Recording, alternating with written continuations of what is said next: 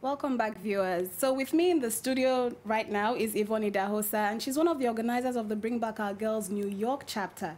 And she's also the founder executive director of PathFinders Justice Initiative, an NGO registered here in New York and in Lagos that seeks to help children who have suffered sexual abuse and women as well who have suffered sex trafficking.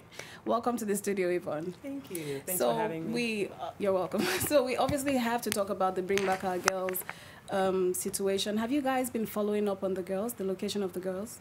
Absolutely, absolutely. I mean, I think what we've most recently heard as of yesterday was that one of the abductees, an older female abductee, indicated that the girls were possibly in Goza. And I think, you know, there's a lot of excitement that sort of went through our group because the Nigerian army at the same time also was releasing statements that they had actually retaken Goza. So the hope was both of these things would actually coincide and the girls could potentially be rescued.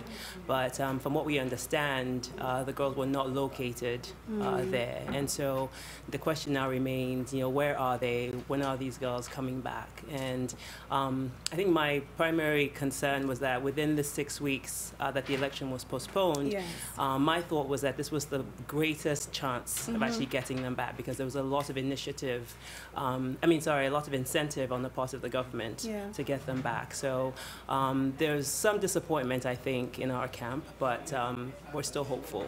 So do you think enough pressure has been put on the government? It seems like we've had different rallies, different campaigns, people telling the government, but do you think it has been enough? I don't think so, because I think, you know, the objective of the campaign was to get these girls back. And it wasn't just a cry to the Nigerian government. The cry was to the international community, to everybody who believes in a shared humanity, that everybody had a responsibility to these girls to get them back. And so there was, as you know, a lot of discussion about it when it initially happened. And over the year, I think because of emotional fatigue, people have just been exhausted. And so there hasn't been as much pressure now, but obviously it's coming up on the 1-year anniversary. Exactly. Almost 365 days since these girls have been stolen from their lives. Do you have any event planned for the 1-year anniversary? Yes, we do. We're hoping the girls will be found before then. Absolutely. I think, you know, all of us are hoping and praying. Nobody wants a year to go by for these girls and the horrific situation that they're living. But we do have a vigil and a silent march, because for me it's a very solemn day. April 14th is going to be a very solemn day. It's a day that I feel that all of us collectively have failed these girls by not getting them back. And so we are planning here in New York at the UN Church Center, which is down on 44th and 1st Avenue, to have a vigil starting at 6 p.m. and then a silent march over to the embassy. I'm going to ask you a very direct, personal question. Do you think these girls are still alive? I do. Perhaps not all of them, because obviously we know that in addition to these particular girls, there have been several hundred more women and children that have been stolen. So perhaps not all of them, but I'm still very hopeful that the majority of them are still alive. Okay, let's talk about the women issues in Nigeria. How often do you visit Nigeria? I'm in Nigeria every 6 to 8 weeks. Okay. So I'm there pretty regularly. Are the women in the rural areas taken care of, in your opinion? And what's the situation like with women in Nigeria? You know, I think it's ironic because the government, the Jonathan administration, has been one of their main things that they've been applauded for is that they've increased the number of women in government. So from 2011, it was about 10%. Now we're looking at about 33% or so. And so it's ironic that that hasn't translated to empowerment, not just for a particular group of the elite, but for the average Nigerian woman. And so you haven't really seen that sort of transformation having any effect on the average Nigerian woman. So we still have a large percentage of women, over 50% are illiterate.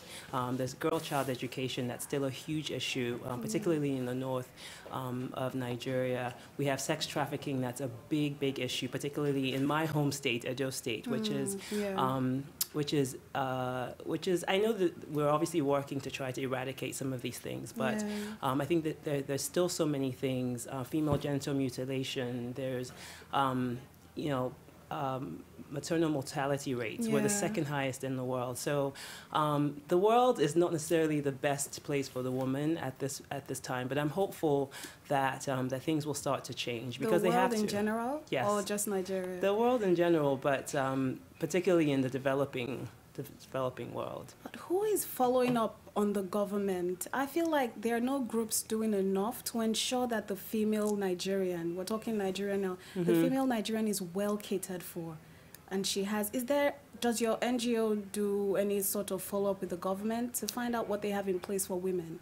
Well, I mean, I think that it has to be a collective effort because, first of all, there has to be political will for the government. There has to be governmental will to actually want to consider these issues a priority. So it doesn't matter necessarily how much pressure the NGOs are putting on. There has to be people in government who make all the decisions that are willing to actually put action behind their words.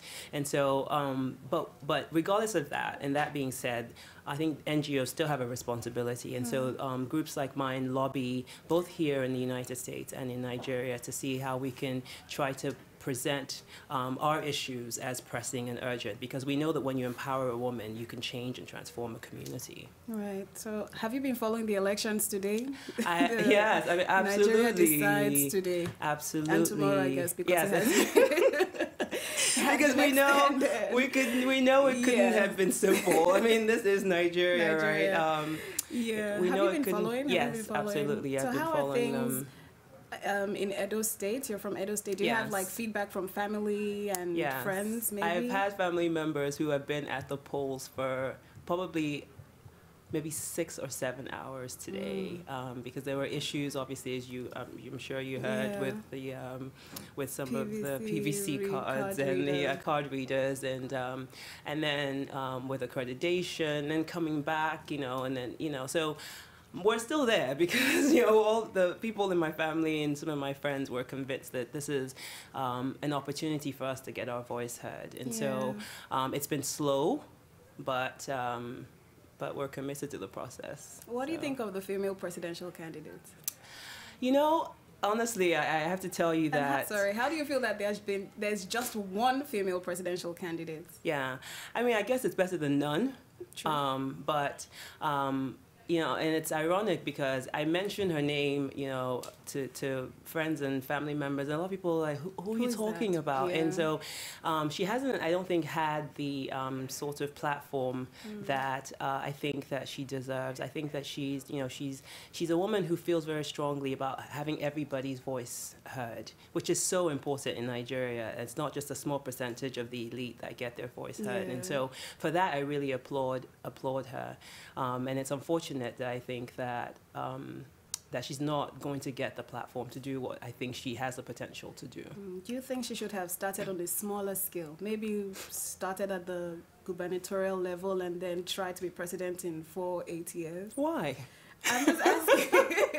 Why? No, this is an unknown woman, That's relatively true. unknown, who just came out and says, I want to be president. Yeah. Maybe she should have started on a smaller scale, local government chairman somewhere, maybe.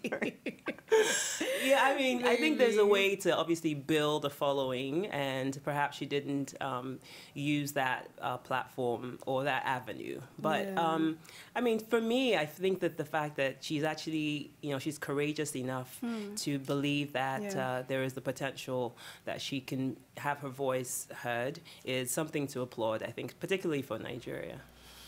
Yeah, so what message do you have for the government with the 1-year anniversary coming up of the girls being kidnapped? I mean, I think all we've been saying for the last year is that there is a responsibility on the Nigerian government, and not just to Jonathan, but to all the leadership in Nigeria and to the international community to make these girls a priority. Because what you do when you do not make them a priority is that you're sending a message to every single girl child in Nigeria that they are not safe and that they're not a priority. And that's the wrong message to send, because these are the leaders of tomorrow. I mean, I think we think sometimes that children aren't as observant, but I have young nieces, I have a daughter in my family, and they all want to know where these girls are, because they realize that the absence of these girls means that there is a huge gap in a community, in a family, in a world somewhere, because there's a potential that these girls have that they are not having opportunity to actually live. And so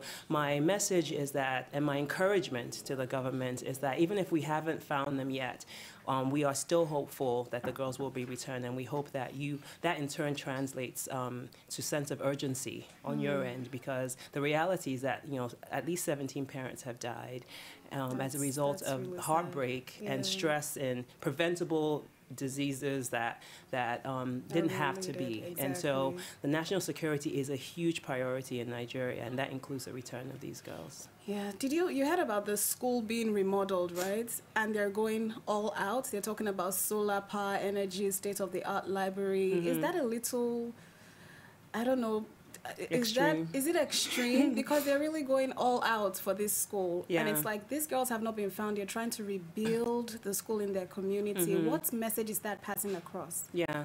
I mean, for me, the most glaring thing is, where are the children that are going to be placed in the schools? So you can build a state-of-the-art facility that has, everything that any international standard would say this is perfect and excellence.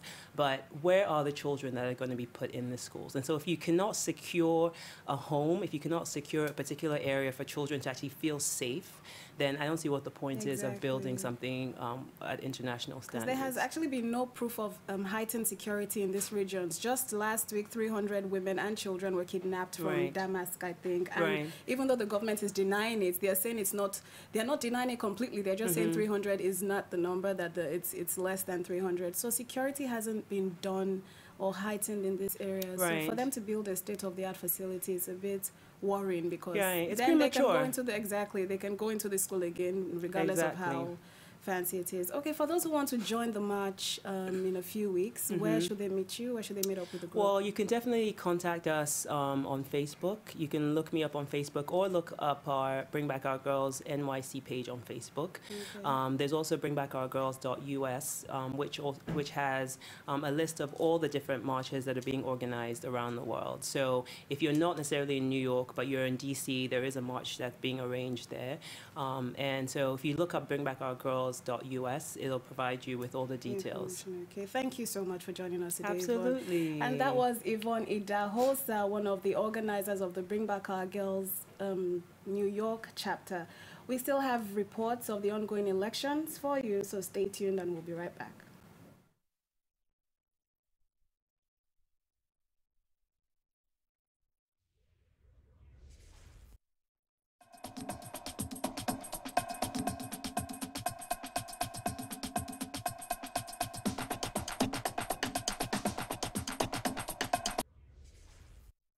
Hi, my name is Julius.